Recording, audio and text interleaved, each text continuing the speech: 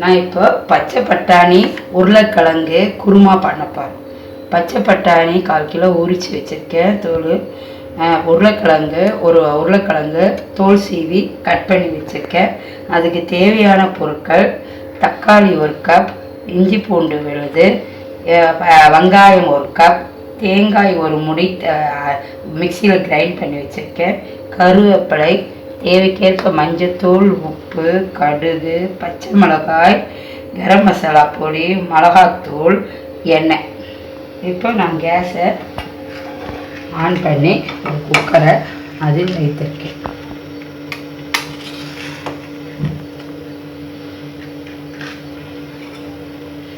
எண்ணெயை அதில் ஊற்றுவேன்.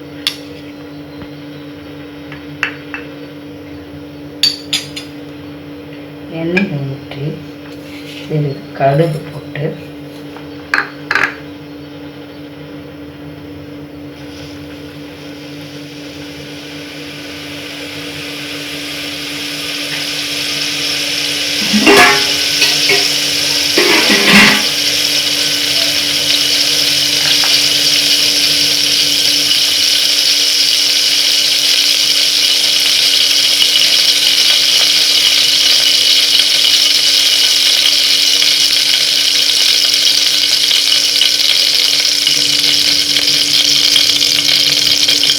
பட்டாணி உருளைக்கிழங்கு, பச்சை மிளகாய், கருவேப்பிலை,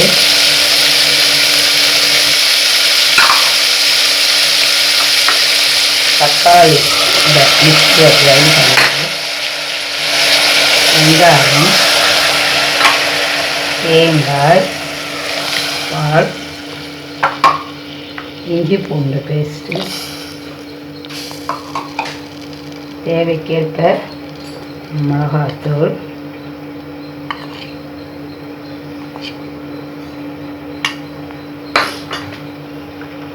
கரம் மசாலா பொடி,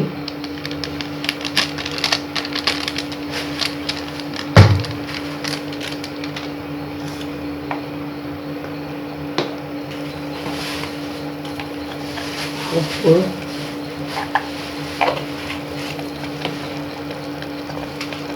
மஞ்சள் பொடி,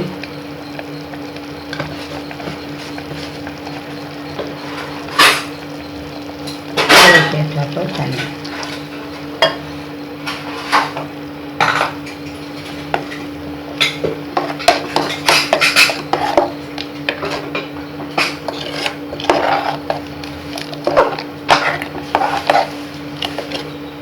இப்போ குக்கரை 5 நிமிட்ஸ் மூடி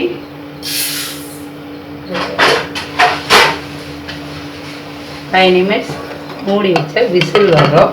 ஒரு 4-5 விசில் வந்தவுடனே குருமா ரெடி ஆகிடும். பச்சை பட்டாணி உருளைக்கிழங்கு குருமா ரெடி ஆகிடும். பச்சை பட்டாணி உருளைக்கிழங்கு குருமா ரெடி. பாருங்கள், ரெடி ஆகிடுச்சு.